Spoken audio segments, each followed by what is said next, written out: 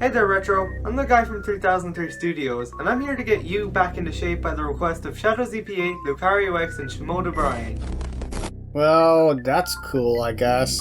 I mean, being a monkey ain't easy. Speaking of which, where is Brian? He kinda up and disappeared after my incidents.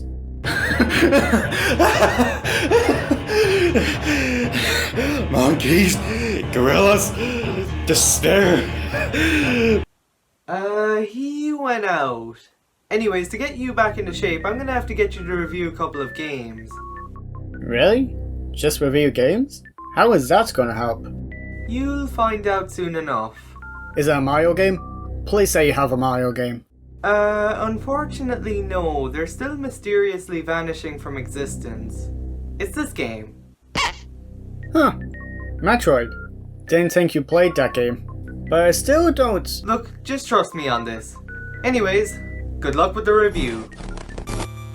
So, here's my backstory with Metroid. Super Mario Bros. Crossover and Smash Bros. Brawl. The first Metroid game I've ever owned after that was Other M. But we'll talk about that another day. After a successful evening of NES games such as Super Mario Bros. And The Legend of Zelda, they made another game. And with heavy inspiration from the sci-fi horror film Alien, Nintendo decided to combine the exploration of Zelda with the platforming of Super Mario. Oh, and guns. To create what was released as Metroid for the Famicom Disk System around August of 1986, and then for the NES a year later. So, what is this game? Is it a Mario game? Probably not, but hey, let's go! Wahoo! In the year 2000 X5, oh, okay then. Can someone explain what the whole X in the years are supposed to mean? Anyway, we're in the future, aliens, planets, friends and foes. You know how the deal goes, it's space! One day, a group of space pirates attacked a research ship that contained an unidentified lifeform dubbed Metroid from the planet dubbed SR388. Great name, guys. Civilization was destroyed at some point on the planet, and it's currently suspected that the Metroids were the cause of it. So this researcher, or a group of researchers, I guess, I don't know, decided to freeze a Metroid for further analysis. That is until the whole space pirates attack thing I mentioned earlier. The space pirates went back to the base on the planet Zebes to multiply the Metroids, control them as a means of weapons, and take over the galaxy. The Galactic Federation, which is like the police force of the galaxy, launched an attack on the pirates but were unable to succeed. So, as a last resort, they hired a bounty hunter named Samus. Powered by his power suit, it is now Samus' job to explore the depths of Zebes, defeat the bosses, defeat Mother Brain, which is used to control the Metroids, and restore peace to the galaxy. Gotta admit, not a bad plot. I mean, these Metroids sound pretty terrifying, so it makes you curious what they're like firsthand. But how does the game play? The goal of the game is to defeat the Mother Brain, located in Torian. To get there in the first place, you will have to defeat the two bosses, which will form a bridge, for some reason. Sounds easy, right? Well, here's the problem. Yeah, good luck. Not only that, when you start out, you will be extremely weak compared to the bosses and later enemies. Luckily, scattered around the planet are permanent power-ups that will make Samus a lot stronger. So your real plan is to search around, collecting power-ups along the way, beat the two bosses in their respective areas, defeat Mother Brain, and the game. All in this huge world. Alright, let me break the game down. First things first, when you start the game, your instinct is to go right since, well, that's what many games did at the time. But you'll soon find out that you can't go very far in that direction. Instead, you have to go left. What? As funny as it is to look back on, this was not a common thing at the time. Once you go left, you'll find a power-up that will help you get past the parts you were stuck on. In fact, let's talk about the power-ups for a second. Like I said, when you start out, you're as weak as a mini Mario with 0 lives, 30 hit points, weak and short arm cannon range, and no clear direction. These power-ups are must-have if you plan on getting anywhere in this game, not only to get through small areas or open doors, but just to survive long enough. First, there's the Metroid, or Morph Ball in future games, that lets Samus roll up into a ball to roll through small spaces. I would question how it works, but then we'd be here all day. It's just one of those things that you look at and say yes. There's also the Morph Bomb that lets you poop out a small bomb while in that Morph Ball form. It can damage enemies, but its main use is for destroying certain blocks that your arm cannons can't do otherwise. Next up, you've got your missiles. They're stronger than your arm cannon, but they're mainly used for opening red doors with 5 missiles. They have limited ammo however, but you can find missile expansions to upgrade how much you can hold by 5 missiles. They're also all over the planet, and if you collect them all, you can hold up to 255 missiles.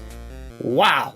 Along with the missile expansions, there are also the energy tanks that can increase your maximum health by 100 points. And trust me, you're gonna need them later on. The long beam lets you shoot further, the ice beam freezes enemies with a hit but it takes twice as long to defeat, and the wave beam shoots out a wave that does extra damage to enemies. The only problem is that you can only hold on to either the ice beam or the wave beam, with the exception of the long beam which stays with you no matter what. There's the Vega suit that cuts the amount of damage Samus takes by half, the high jump that lets Samus jump higher, and finally, the screw attack, the strongest power-up in the game. Normally when Samus jumps while moving, he'll do this harmless spin jump that looks cool. But with this power-up, it turns him into a one-hit kill for other enemies with the exception of the bosses. He's also invulnerable to most enemies while in that state. 360 Ball of Destruction! I really enjoy these power-ups solely because of how awesome they are. Okay, let's move on to the flaws. First, the password system. In Japan, thanks to the disk system, there are save files. Over in North America and Europe, however, we were stuck with these long passwords. That's supposed to be an L? And before you talk about how that's what it was back then and saving your game was uncommon back then, The Legend of Zelda was in development and released before this game, and that had save files. Not only that, apparently there's this unused chip that allows the game to be saved, but without the battery. So they could have added save files, they just chose not to. And you know what? Fine, just fine. I can deal with long passwords and all. However, you only get the password once you die. Well, at first, it's not too bad. But then when you have to turn off the game, you're at full health with the Various suit, and you spend 10 minutes trying to die just so you don't lose your progress. And of course, every time you die or put in the password, you always start at 8 points of health, no matter how many energy tanks you have. Oh yeah, flaw number 2, you always start at 30 health! So that means you got to farm for health. This turns the game from, I am an almighty god, to, crap.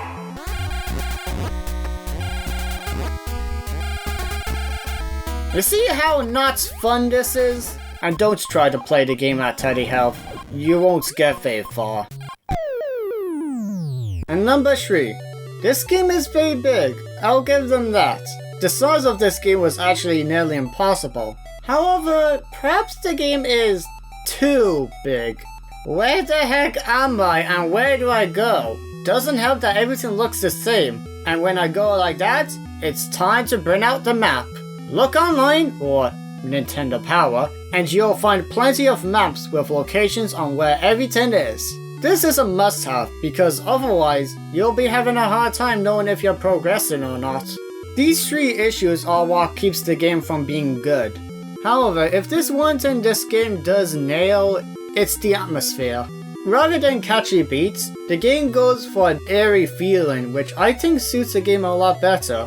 I mean, I have my preference and these 3 pieces are nice, but yeah, not bad.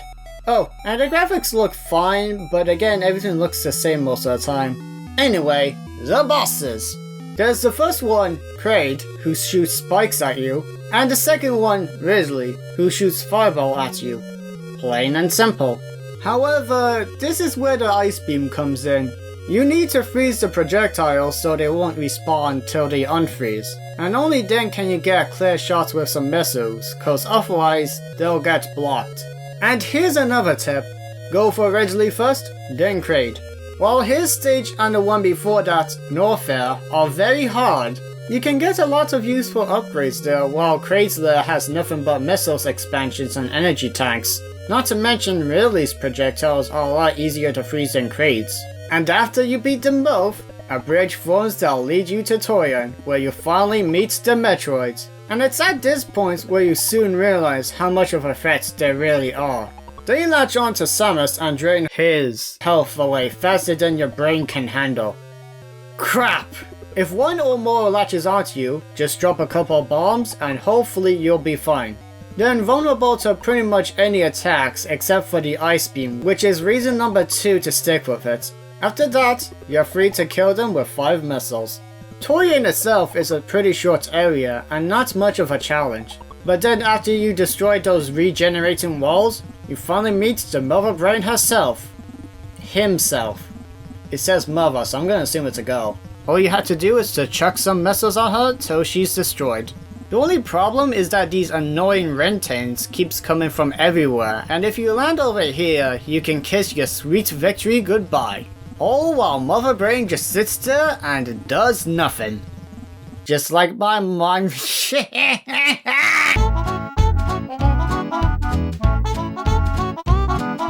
But once you've finally beaten her, I can't tell what happened for some reason. Did Samus place a bomb or something? Is it self-destructing? What's going on? Now all you have to do is make it to the very top using these very tiny platforms before the whole place blows up. But once you make it, you'll be congratulated by the game. Oh, but the galaxy may be invaded by the other Metroids? Well, I did it! And then after that... Whoa! What? Samus is a female? Wait, does that mean women can drive? Women can fight? Can they get freaky on a Friday night? Anyway, yeah, this was a big deal back then since not many women were portrayed as the protagonist. Usually they're the damsel in distress. And here she is, saving the entire galaxy. Good job. And yeah, I didn't get the best ending, shut up. Well, that's Metroid as a whole. What do I think of it? Well, it's important, I'll give them that.